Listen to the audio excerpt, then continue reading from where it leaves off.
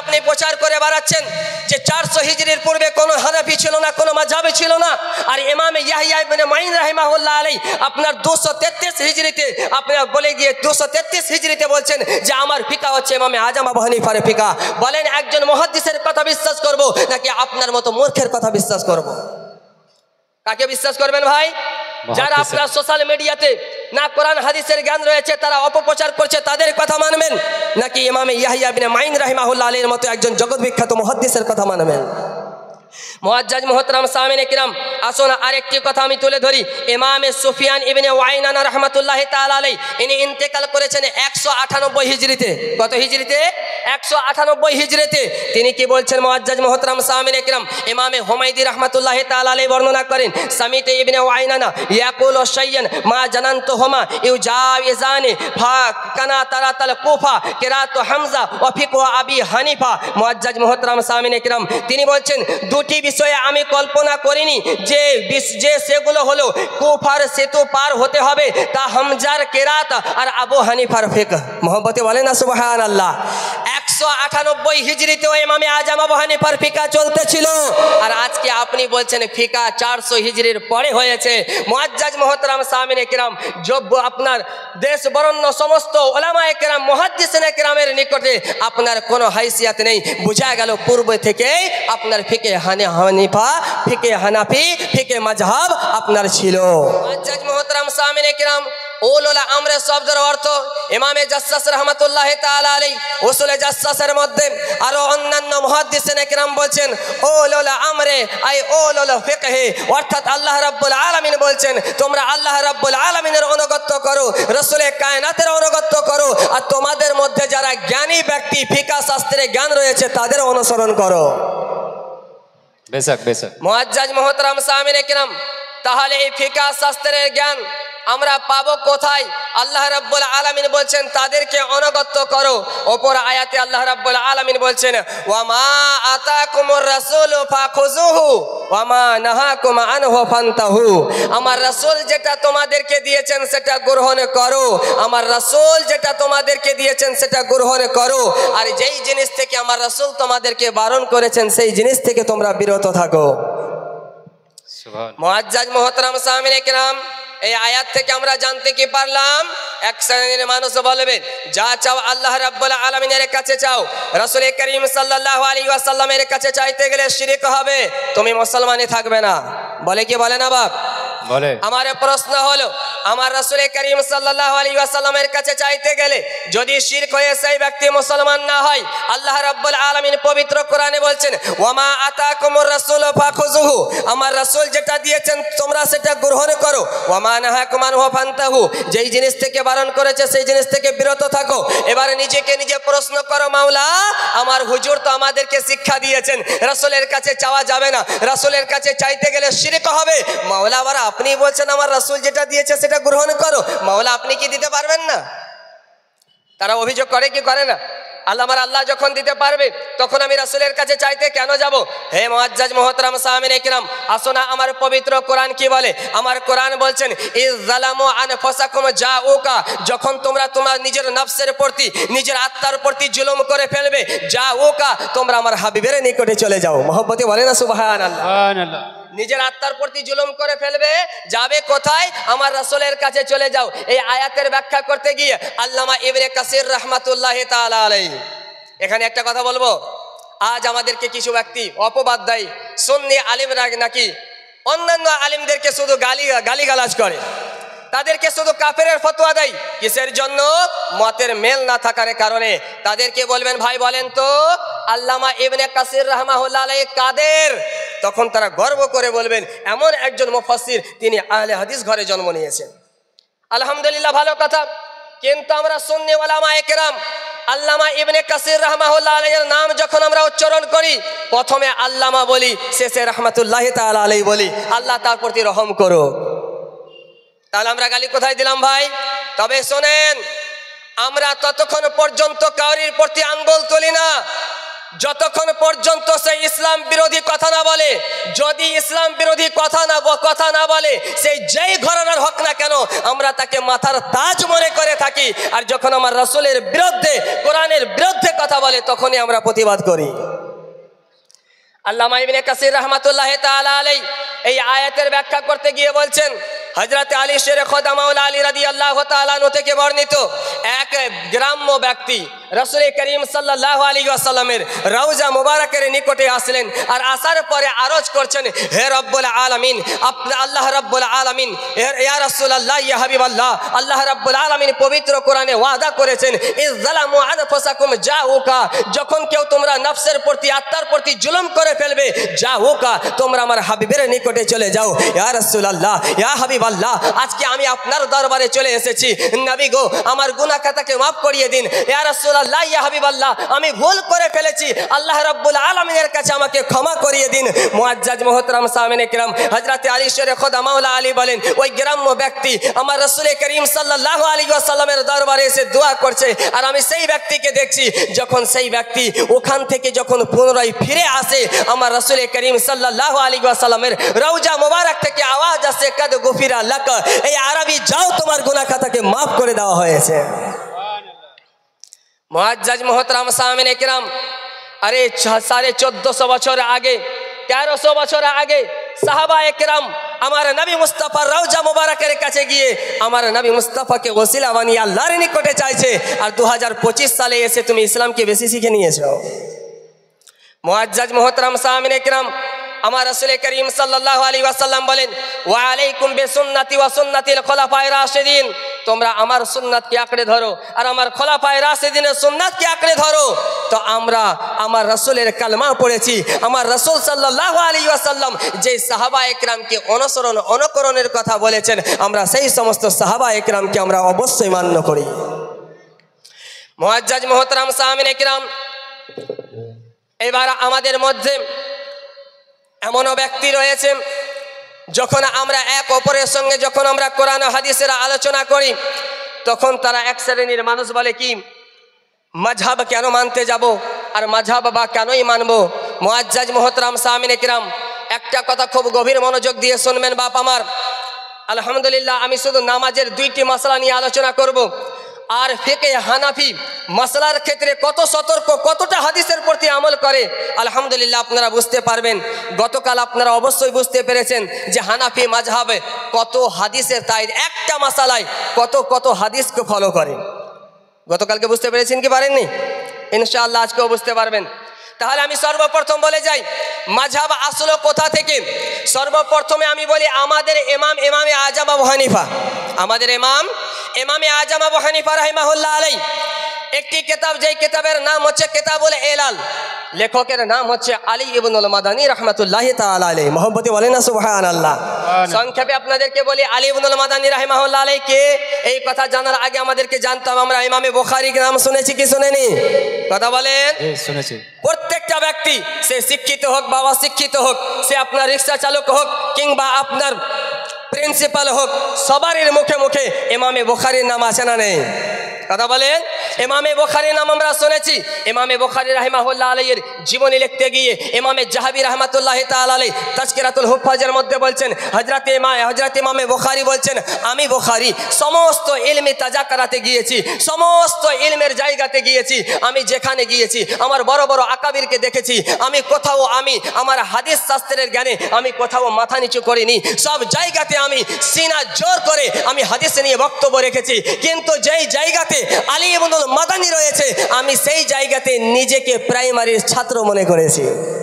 সুবহানাল্লাহ, সুবহানাল্লাহ। যে ইমামে বুখারী রাহিমাহুল্লাহ আলাইহি মাথা উত্তোলন করে সদা সর্বদা নিজের হাদিসের শাস্ত্রের জ্ঞানকে চতুর্দিকে ছড়িয়ে দিতেন, কিন্তু আলী ইবনুল মাদানী রাহিমাহুল্লাহ আলাইহির জায়গাতে গিয়ে নিজেকে ছাত্র মনে করতেন। তার নাম হচ্ছে আলী ইবনুল মাদানী রাহমাতুল্লাহি তাআলা আলাইহি। তাহলে তিনি কি হাদিস শাস্ত্রে কম জ্ঞান রাখতেন? কথা বলেন। তিনি কি কম জ্ঞান রাখতেন? বাপ, কম জ্ঞান রাখতেন না। আলী ইবনুল মাদানী রাহিমাহুল্লাহ আলাইহি বলছেন, ওই সময়ের মানুষ ইয়াজহাবুনা মাযহাবাহু, যার মাযহাবের প্রতি চলতেন, ওয়া ইফতানুনা ফাতওয়াহু, যার ফতোয়ার প্রতি চলতেন, তারা হচ্ছে 3 জন সাহাবী। মহব্বতে বলেন না সুবহানাল্লাহ, সুবহানাল্লাহ। রাসূল করিম সাল্লাল্লাহু আলাইহি ওয়াসাল্লামের জামানার পরে সাহাবায়ে কেরাম, সমস্ত সাহাবায়ে কেরাম কিন্তু ফতোয়া দিতেন না, সমস্ত সাহাবায়ে কেরাম নিজের মতো করে চলতেন না, বরং তিন ব্যক্তির মাযহাব মানতেন। তেরা তিন ব্যক্তিকে হযরতে আব্দুল্লাহ ইবনে মাসউদ রাদিয়াল্লাহু তাআলা আনহু, হযরতে আব্দুল্লাহ ইবনে আব্বাস রাদিয়াল্লাহু তাআলা আনহু, হযরতে যায়েদ বিন সাবিত রাদিয়াল্লাহু তাআলা আনহু। মুআজ্জাজ মুহতারাম সামিনে কিরাম, রাসূল করিম সাল্লাল্লাহু আলাইহি ওয়াসাল্লামের জামানার রাসূল করিম সাল্লাল্লাহু আলাইহি ওয়াসাল্লামের পরে সাহাবায়ে কেরাম এক অপরের মাযহাব মানতেন। আর আজকে আমরা 1450 বছরের পরে জন্ম নিয়ে এসে বলেছি আমরা আমাদের মাযহাব মানার কি প্রয়োজন রয়েছে। মুআজ্জাজ মুহতারাম সামিনে কিরাম, এবার ফিকে হানাফি আসলো কোথায় থেকে? ইমামে আজম আবু হানিফা রাহিমাহুল্লাহ আলাইহি ওয়াস্তাজের নাম হযরতে ইব্রাহিম নাকি, হযরতে ইব্রাহিম নাকির ওস্তাদের নাম হযরতে হাম্মাদ, হযরতে হাম্মাদের শিক্ষকের নাম হযরতে আলকামা, হযরতে আলকামার শিক্ষকের নাম হযরতে আলী শেরে খোদা মাওলা আলী, হযরতে আলী শেরে খোদা মাওলা আলীর পূর্বে যার মাযহাব মানতেন তার নাম হচ্ছে হযরতে আব্দুল্লাহ ইবনে মাসউদ রাদিয়াল্লাহু তাআলা আনহু। আর সেই সাহাবিয়া রাসূল শিক্ষা কোথায় থেকে গ্রহণ করেছেন? আমার রাসূল করিম সাল্লাল্লাহু আলাইহি ওয়াসাল্লাম থেকে শিক্ষা গ্রহণ করেছেন। তাহলে আমরা ফিকে হানাফি পেলাম কোথায় থেকে? বিখ্যাত সাহাবী হযরতে আব্দুল্লাহ ইবনে মাসউদ রাদিয়াল্লাহু তাআলা আনহু থেকে। এবার সমাজের মাঝে একটা প্রশ্ন ছুটে যায় যে যখন ফিকে হানাফি এসেছে হযরতে আব্দুল্লাহ ইবনে মাসউদ থেকে, তো তোমরা নিজেকে মাসউদি না বলে হানাফি বলো কেন? কথা কি বুঝতে পারছেন বাপ? তখন একজন সাধারণ ছেলে, সাধারণ শিক্ষিত ভাই আমার, তার তখন জ্ঞানটা বলে, তার যুক্তি বলে, কথা তো ঠিক, যদি ফিকে হানাফি এসে থাকে সাহাবী হযরত আব্দুল্লাহ ইবনে মাসউদ থেকে, তো আমরা নিজেকে পরিচয় দিব মাসউদি সাহাবীর নামে, ইমামে আজম আবু হানিফার নামে কেন দিব? প্রশ্ন আসে কি আসে না? মুআজ্জাজ মুহতারাম সামিনে কিরাম, চলুন যেই কিতাবটি সবার নিকটে প্রসিদ্ধ কিতাব ইমামে বুখারীর কিতাবই নিয়ে নিলাম। আমরা সবাই বলি বুখারী শরীফকে কি সহিহুল বুখারী। কথা বলি কি বলি না ভাই? কথা বলি কি বলি না ভাই? সহিহুল বুখারী। উলামায়ে কেরাম বসে রয়েছেন, বুখারী কার নাম? যেই কিতাব মুসান্নিফ, যেই কিতাবের রাইটার, তার নাম হচ্ছে ইসমাইল বুখারী। বুখারী একটি জায়গার নাম, সেই জায়গাকে নিসবত করে বলা হয় বুখারী। এখন সহিহুল বুখারী এর অর্থ হচ্ছে বুখারীর সহিহ, বুখারীর সহিহ। আচ্ছা বলেন তো, এই বুখারী শরীফের মধ্যে হাদিস আমার নবী মুস্তাফার নাকি ইমামে বুখারীর? ইমামে বুখারীর। আপনারা কথা কেন বলছেন না ভাই? আমার কথা কি বুঝতে পারছেন? আমার কথা বুঝতে পারছেন তো? তাহলে এই পুস্তকের মধ্যে সমস্ত হাদিস কার? ইমামে বুখারীর নাকি আমার রাসূলে কায়নাতের, আমার রাসূলে করিম সাল্লাল্লাহু আলাইহি ওয়াসাল্লামের? ইমামে বুখারীর না। তো তার কথা মোতাবেক যদি আমরা বলতে চাই যে আমরা নিজেকে হানাফি বলেছি, তার মানে ফিকহ ইমামে আজম আবু হানিফার ফিকহ মানি, নাকি কোরআন মানি, নাকি হাদিস মানি? নিজেকে মাসউদি বলা দরকার ছিল। তাহলে তো এই কিতাবের নাম বলা ছিল সহিহ মুহাম্মদ। কিতাবের নাম বলার কি দরকার ছিল? সহিহ মুহাম্মদ। সহিহ বুখারী বলি কেন? তো এই প্রশ্নের উত্তর ইবনে তাইমিয়া দিয়ে গিয়েছে। ইবনে তাইমিয়াকে যারা আমাদেরকে বিদাতি বলে তাদের সবচাইতে বড় আলেম, তাদের ইমাম ইবনে তাইমিয়া বলে শোনো, এই জন্য ইমামে বুখারী সহিহুল বুখারী বলা হয় যে হাদিস তো আমার নবী মুস্তাফার, কিন্তু কিতাবি আকারে আপনার হাদিসের সূচনা করেছেন ইমামে বুখারী, এই জন্য তার নাম হয়েছে সহিহুল বুখারী। আমাদের প্রশ্নের উত্তর হলো শোনো ভাই, ইমামে আজম আবু হানিফার নিজের তৈরি করা ফিকহ নয়, বরং হযরত আব্দুল্লাহ ইবনে মাসউদের। তবে হযরত আব্দুল্লাহ ইবনে মাসউদের পরে, সাহাবায়ে কেরামের পরে ইমামে আজম আবু হানিফা ফিকহে হানাফিকে সূচনা করেছেন, এই জন্য আমরা নিজেকে হানাফি বলি। আমার কথা বুঝতে পারলেন? এই জন্য আমরা নিজেকে হানাফি বলি। এইবার আমার কিছু যুবক ভাই একটা জিনিস সমাজের মাঝে ছড়িয়ে দিয়েছে কি, যে মাযহাব এসেছে 400 হিজরির পর। কত হিজরির পর? 400 হিজরির পর। এই জন্য মাযহাব মানা যাবে না, কারণ 400 হিজরির পূর্বে কোনো ইমাম ছিল না, মাযহাব ছিল না। এই কথা সোশ্যাল মিডিয়াতে অনেক ব্যাপকভাবে প্রচার করা হয়। আর আমার শিক্ষিত সমাজ ভাই আমার ওই কথাকে আপনার যাচাই বাছাই না করে সমাজের মধ্যে ফিতনা ছড়াতে শুরু করে দিল যে আপনার মাযহাব এসেছে আপনার 400 হিজরির পরে, 400 হিজরির পূর্বে কোনো মাযহাব ছিল না, 400 হিজরির পরে কোনো মাযহাব ছিল না, সুতরাং মাযহাব মানা বিদআত। হে মুআজ্জাজ মুহতারাম সামিনে কিরাম, এদের কারণে আমার নবী মুস্তাফা 1450 বছর পূর্বে বলে গিয়েছেন, হে বিশ্বের মানুষেরা শোনো শোনো, এমন একটা জামানা আসবে, এমন একটা সময় আসবে, মানব জাতি একটা মূর্খকে নেতা বানিয়ে নেবে। আর ওই মূর্খকে নেতা বানিয়ে নেওয়ার পরে যখন তার চাহিদা জাগবে, যখন সে প্রশ্ন নিয়ে যাবে, সেই মূর্খকে প্রশ্ন করবে, তো মূর্খ তখন উত্তর দিবে কিভাবে, তার মধ্যে কোনো জ্ঞান থাকবে না, তার মধ্যে কোনো শিক্ষা থাকবে না, সে উত্তর দিবে ইয়া রাসূলুল্লাহ ইয়া হাবিবাল্লাহ। মূর্খকে যদি প্রশ্ন করা যায়, মূর্খ যদি উত্তর দেয়, তাহলে তো সে সঠিক উত্তর দিবে না, তার পরিণাম কি হবে? নবী আমার বলছেন সে নিজেও পথভ্রষ্ট হবে, অপরকেও পথভ্রষ্ট করবে। আচ্ছা বলেন তো বাপ, যেই ছেলেটা কোনোদিন মাদ্রাসার বারান্দায় পা রাখেনি, যেই ছেলেটা কোনো কোরআন ও হাদিসে নিয়ে রিসার্চ করেনি, আজকে যুবকরা কি করে, তাকে আপনার দলবদ্ধভাবে ওই ছেলেটাকে সিংহাসনে বসিয়ে দেয়, আর ওই ছেলেটা কোরআন হাদিসের জ্ঞান দেয়, আর সমস্ত মানুষ সেটাকে গ্রহণ করে নিচ্ছে। এরকম গ্রামে হচ্ছে কি হচ্ছে না? তাহলে বলেন, আজকে আমার রাসূল করিম সাল্লাল্লাহু আলাইহি ওয়াসাল্লাম 1450 বছর পূর্বে যে হাদিসগুলো বলে দিয়ে গিয়েছেন, আমার নবী মুস্তাফা এমনভাবে বলে দিয়ে গিয়েছেন যাতে মনে হচ্ছে আমার নবী মুস্তাফা হাতের তালুতে সমস্ত কিছু দেখতে পাচ্ছিলেন। মুআজ্জাজ মুহতারাম সামিনে কিরাম, এবার আসুন 400 হিজরির পূর্বে যদি আপনার মাযহাব থাকে তাহলে আমরা মানবো কি মানবো না? কথা বলেন। মানবো। 400 হিজরির আগেই, 400 হিজরির পূর্বেই যদি আমরা মাযহাব প্রমাণ করতে পারি, আমরা এক বাক্যে মেনে নেব আলহামদুলিল্লাহ। আসুন আমার মুআজ্জাজ মুহতারাম সামিনে কিরাম, ইয়াহইয়া ইবনে মাইন রাহমাতুল্লাহি তাআলা আলাইহি, যিনি ইন্তেকাল করেছেন 233 হিজরিতে। কত হিজরিতে? 233 হিজরিতে। এর সম্পর্কে আপনার ইমামে খাতিবে বাগদাদি রাহমাতুল্লাহি তাআলা আলাইহি তারিখে বাগদাদির 15তম খণ্ড পৃষ্ঠা নম্বর 473 এর মধ্যে আপনার ইমামে সাইমারি রাহমাহুল্লাহ আলাইহি আখবার ও আবি হানিফার 87 নম্বর পৃষ্ঠার মধ্যে ইমামে খাল্লিকান রাহিমাহুল্লাহ আলাইহি ওয়াফাতুল আইওয়ানের 5ম খণ্ড পৃষ্ঠা নম্বর 409 এর মধ্যে উল্লেখ রয়েছে আখবারানা হাদ্দাসানা আহমদ বিন আতিয়া, হযরতে আহমদ বিন আতিয়া রাহমাতুল্লাহি তাআলা আলাইহি থেকে বর্ণিত, তিনি বলেন সামিতু ইয়াহইয়া ইবনে মাইন ইয়াকুল, আমি হযরতে ইয়াহইয়া ইবনে মাইন রাহমাতুল্লাহি তাআলা আলাইহিকে বলতে শুনেছি, তিনি বলছেন কি, আল কিরাতু ইনদি কিরাতু হামজা ওয়াল ফিকহু আবি হানিফা আলা হাজা আদরাকতুন নাস, বলছে আমার কিরাত হচ্ছে হযরতে আবু হামজা রাহিমাহুল্লাহ এর কিরাত, এবং আমার ফিকহ হচ্ছে ইমামে আজম আবু হানিফার ফিকহ। মোহব্বতে বলেন না সুবহানাল্লাহ। আজকে আপনি প্রচার করে বেড়াচ্ছেন যে 400 হিজরির পূর্বে কোনো হানাফি ছিল না, কোনো মাযহাবে ছিল না, আর ইমামে ইয়াহইয়া ইবনে মাইন রাহিমাহুল্লাহ আলাইহি আপনার 233 হিজরিতে আপনার বলে গিয়ে 233 হিজরিতে বলছেন যে আমার ফিকহ হচ্ছে ইমামে আজম আবু হানিফার ফিকহ। বলেন একজন মুহাদ্দিসের কথা বিশ্বাস করব নাকি আপনার মতো মূর্খের কথা বিশ্বাস করব? কাকে বিশ্বাস করবেন ভাই? যারা আপনার সোশ্যাল মিডিয়াতে না কোরআন হাদিসের জ্ঞান রয়েছে, তারা অপপ্রচার করছে, তাদের কথা মানবেন, নাকি ইমামে ইয়াহইয়া ইবনে মাইন রাহিমাহুল্লাহ আলাইহির মতো একজন জগৎ বিখ্যাত মুহাদ্দিসের কথা মানবেন? মুআজ্জাজ মুহতারাম সামিনে কিরাম, আসুন আরেকটি কথা আমি তুলে ধরি। ইমামে সুফিয়ান ইবনে ওয়াইনানা রাহমাতুল্লাহি তাআলা আলাইহি, ইনি ইন্তেকাল করেছেন 198 হিজরিতে। কত হিজরিতে? 198 হিজরিতে। তিনি কি বলছেন মুআজ্জাজ মুহতারাম সামিনে কিরাম, ইমামে হুমায়দি রাহমাতুল্লাহি তাআলা আলাইহি বর্ণনা করেন, সামিতু ইবনে ওয়াইনানা ইয়াকুলু শাইয়ান মা জানানতুহুমা ইউজাইজানি ফা কানা তারাতাল কুফা কিরাতু হামজা ওয়া ফিকহু আবি হানিফা। মুআজ্জাজ মুহতারাম সামিনে কিরাম, তিনি বলছেন দুটি বিষয়ে আমি কল্পনা করিনি যে সেগুলো হলো কুফার সেতু পার হতে হবে, তা হামজার কেরাত আর আবু হানিফার ফিকহ। মোহব্বতে বলেন না সুবহানাল্লাহ। 198 হিজরিতেও ইমামে আজম আবু হানিফার ফিকহ চলতেছিল, আর আজকে আপনি বলছেন ফিকহ 400 হিজরির পরে হয়েছে। মুআজ্জাজ মুহতারাম সামিনে কিরাম, আপনার দেশ বরণ্য সমস্ত উলামায়ে কিরাম মুহাদ্দিসিনে কিরামের নিকটে আপনার কোনো হাইসিয়াত নেই। বোঝা গেল পূর্ব থেকেই আপনার ফিকহে হানিফা, ফিকহে হানাফি, ফিকহে মাযহাব আপনার ছিল। মুআজ্জাজ মুহতারাম সামিনে কিরাম, যারা বলে যে কোরআন ও হাদিস থাকতে আমরা আমাদের মাযহাব মানার প্রয়োজন নেই, আমরা মাযহাব কেন মানবো, আমরা তাকে একই উত্তর দিব যেই উত্তর আমার রাসূল করিম সাল্লাল্লাহু আলাইহি ওয়াসাল্লাম হযরতে মুআজ বিন জাবাল রাদিয়াল্লাহু তাআলা আনহুকে শিক্ষা দিয়েছেন। কি শিক্ষা দিয়েছেন?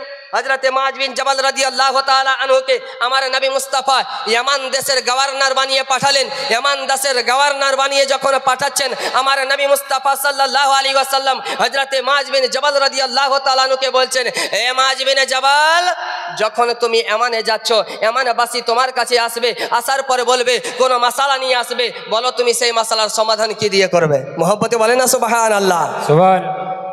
বলো মুআজ বিন জাবাল, ইয়ামানবাসী তোমার কাছে আসবে, তুমি কি তোমার কাছে মাসালা নিয়ে আসবে, তুমি কি দিয়ে সমাধান করবে? বলে ইয়া রাসূলুল্লাহ, ইয়া হাবিবাল্লাহ, আমার কাছে পবিত্র কোরআন রয়েছে, আমি পবিত্র কোরআন দিয়ে মাসালার সমাধান করে দেব। মহব্বতে বলে না সুবহানাল্লাহ। ইয়া মুআয ইবনে জাবাল, তোমার কাছে কোরআন আছে, কোরআন নিয়ে মাসালার সমাধান করে নিবে। বলো, যদি তুমি সেই মাসালা কোরআনে না পাও, সেই সমস্যার সমাধান যদি কোরআনে না পাও, তাহলে কি দিয়ে সমস্যার সমাধান করবে? ইয়া রাসূলুল্লাহ, ইয়া হাবিবাল্লাহ, আমি যদি কোরআনে না পাই তো আপনার হাদিস, আপনার বাণী, আপনার শিক্ষা আমার নিকটে রয়েছে। ইয়া রাসূলুল্লাহ, ইয়া হাবিবাল্লাহ, আপনার সুন্নাত দ্বারা আমি সে আমল করে দেব। মহব্বতে বলে না সুবহানাল্লাহ। নবী আমার 3 নম্বরে বলছে, হে মুআয ইবনে জাবাল, বলো বলো, তুমি যদি কোরআনে না পাও, হাদিসেও না পাও, সুন্নাতেও না পাও, বলো বলো, তাহলে তুমি কি দিয়ে সমাধান করবে? হযরতে মুআয ইবনে জাবাল রাদিয়াল্লাহু তাআলা বলছেন, ইয়া রাসূলুল্লাহ, ইয়া হাবিবাল্লাহ, কোরআনকে সামনে রাখবো, রাসূলে কায়নাতের হাদিসকে সামনে রাখবো, আর সামনে রেখে আমি নিজে গবেষণা করে মাসালার সমাধান করে দেব। মহব্বতে বলে না সুবহানাল্লাহ। তো হযরতে মুআয বিন জাবাল রাদিয়াল্লাহু তাআলা যখন এই কথা বললেন, তিরমিজি শরীফের হাদিস, আমার নবী মুস্তাফা হযরতে মুআয বিন জাবালের সিনাতে হাত রেখে বলছেন, হে মুআয বিন জাবাল, তোমার কথাতে আল্লাহও খুশি হয়ে গিয়েছে, আল্লাহ রাসূলও খুশি হয়ে গিয়েছে। মুআজ্জাজ মুহতারাম সামিনে কিরাম, সাহাবী বলছেন, কোরআন ও হাদিসকে সামনে রেখে আমি মাসলা ইস্তেমবাদ করে দেব। ভাই, আপনি বলছেন কোরআন ও হাদিস থাকতে মাযহাব কেন মানবো? এতটাই নিকৃষ্ট পর্যায়ে চলে গিয়েছে, শেষ পর্যন্ত বলতে বাধ্য হয়ে গিয়েছে যে আমরা আমার নবীর কালমা পড়েছি, কোন সাহাবীর কালমা পড়িনি, আমরা কথা মানবো শুধু আমার নবীর, কোন সাহাবীর মানবো না। নাউজুবিল্লাহ বলেন না? আচ্ছা বলেন, আমার নবী মুস্তাফা সাল্লাল্লাহু তাআলা আলাইহি ওয়াসাল্লাম বলে দিয়ে গিয়েছেন, যদি আপনি সহজ সরলভাবে পথ চলতে যান, তাহলে 4টি জিনিসকে আপনাকে মান্য করতে হবে: পবিত্র কোরআন, হাদিসে রাসূল, সাহাবায়ে কেরাম, আহলে বায়াত। মহব্বতে বলেন না সুবহানাল্লাহ। পবিত্র কোরআন, হাদিসে রাসূল, সাহাবায়ে কেরাম, আহলে বায়াত। দলিল কি? আল্লাহ তাবারক ওয়া তাআলা পবিত্র কোরআনে বলছেন, ওয়াতিউল্লাহ ওয়াতিউর রাসূল, তোমরা আল্লাহ তাবারক ওয়া তাআলার অনুগত্য করো। মুহাদ্দিসিনে কিরাম বলছেন, আল্লাহর অনুগত্য করো, এর অর্থ হচ্ছে পবিত্র কোরআনকে ফলো করো। মহব্বতে বলেন না সুবহানাল্লাহ। ওয়াতিউর রাসূল, রাসূলের অনুগত্য করো, এই শব্দের অর্থ হচ্ছে রাসূল করিম সাল্লাল্লাহু আলাইহি ওয়াসাল্লামের সুন্নাতকে ফলো করো। আমরা এখানে 2টা জিনিস পেলাম, পবিত্র কোরআনকেও মানতে হবে, রাসূল করিম সাল্লাল্লাহু আলাইহি ওয়াসাল্লামের হাদিসকেও মানতে হবে। আসুন 3 নম্বরে সাহাবায়ে কেরাম, আমার নবী মুস্তাফা সাল্লাল্লাহু আলাইহি ওয়াসাল্লাম বলছেন, হে আমার সাহাবীরা, বনি ইসরাইলের মধ্যে 72টা দল হয়েছিল, আমার উম্মতের মধ্যে 73টা দল হবে, বাকি সমস্ত যাবে জাহান্নামে, একটা যাবে জান্নাতে। সাহাবী বলছেন, ইয়া রাসূলুল্লাহ, ইয়া হাবিবাল্লাহ, যারা জান্নাতে যাবে তার পরিচয় কি? নবী আমার বলছেন, মা আনা আলাইহি ওয়া আসহাবি, যেই রাস্তায় আমি থাকবো, আমার সাহাবী থাকবে, সেই রাস্তাই হচ্ছে হক রাস্তা, সেই রাস্তাই হচ্ছে জান্নাতি রাস্তা। সুবহানাল্লাহ, সুবহানাল্লাহ। তাহলে এখানে আমার সাহাবীকে মান্য করতে হবে, সাহাবীর হুকুম মানতে হবে, সাহাবীর দেওয়া পথ চলতে হবে। বলছেন কে? আমার নবী, দো জাহানের বাদশা। আর এক হাদিসের মধ্যে আমার নবী বলছেন, ওয়ালাইকুম বিসুন্নতি ওয়া সুন্নাতিল খুলাফায়ে রাশিদিন, তোমরা আমার নবীর সুন্নাতকে আঁকড়ে ধরো আর আমার খোলাফায়ে রাশিদিনের সুন্নাতকে আঁকড়ে ধরো। খোলাফায়ে রাশিদিনদের মধ্যে কারা?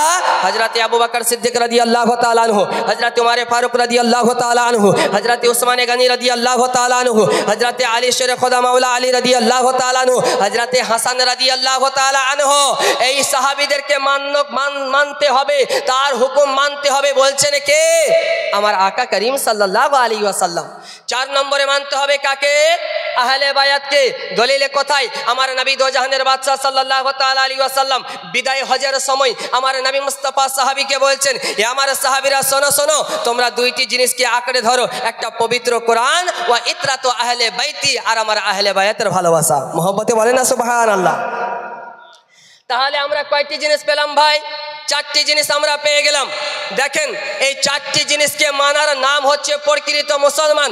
আপনি যান, যারা আহলে কোরআন, একটা দল যার নাম আহলে কোরআন, এর প্রতিষ্ঠাতা হচ্ছে আব্দুল্লাহ চাকরালাবি, যে পাঞ্জাবের মাটিতে জন্ম নিয়ে সর্বপ্রথম আপত্তি করেছিল যে হাদিসের দরকার নেই, যা মানতে হবে কোরআনকে মানতে হবে, কোরআন ব্যতীত আর অন্য জিনিসকে আমরা মানব না। আমার নবী মুস্তাফা বলছেন 4টি জিনিসকে মানতে হবে। যারা নিজেকে আহলে কোরআন দাবি করে, তারা শুধু কোরআন মানে, বাকি 3টিকে কি করে? মাইনাস করে দেয়। তাহলে যে বাকি 3টিকে অস্বীকার করলো, সে আমার নবীর কথাকে অস্বীকার করলো কি করলো না বাপ?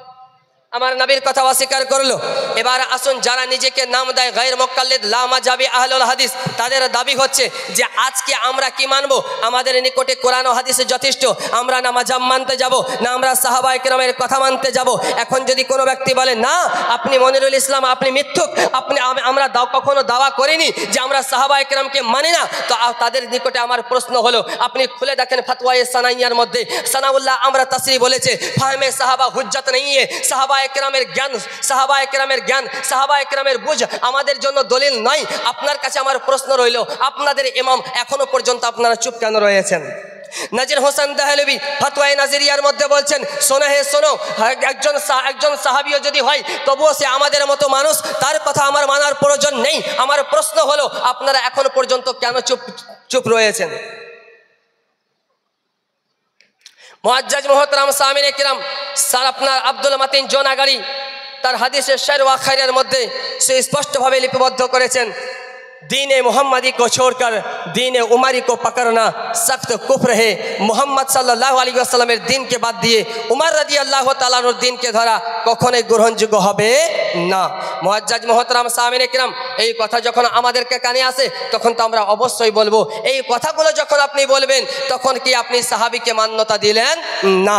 এবার যারা আপনার খারিজি, তাদের খারিজিদের দাবি হচ্ছে কোরআন মানবো, কোরআন মানবো, হাদিস মানবো, সাহাবায়ে কেরামকে মানবো, আপনার আহলে বায়াতকে মানবো, কিন্তু সাহাবায়ে কেরামকে মান্যতা দেওয়া যাবে না। মুআজ্জাজ মুহতারাম সামিনে কেরাম, যারা আপনার রাফজি রয়েছে, যারা রাফজি রয়েছে তাদেরও দাবি কি আমরা কোরআন মানবো, হাদিস মানবো, সাহাবী মানবো, কিন্তু আহলে বায়াত মানবো না। এই যে চারটি ব্যক্তি একটাকে মান্যতা দিল, কেউ তিনটাকে মান্যতা দিল না, কেউ দুইটা মান্যতা দিল, কেউ দুইটাকে মান্যতা দিল না। মুআজ্জাজ মুহতারাম সামিনে কেরাম, সে যদি একটা মানে বাকি তিনটিকে না মানে তবুও সে আপনার কি হবে? রাসূল করিম সাল্লাল্লাহু আলাইহি ওয়াসাল্লামের কথাকে অমান্য করবে। কিন্তু আহলে সুন্নাত ওয়াল জামাত আপনার চারটাকে মান্যতা দেয়, আর চারটাকে মান্যতা দেওয়ারই নাম হচ্ছে আহলে সুন্নাত ওয়াল জামাত।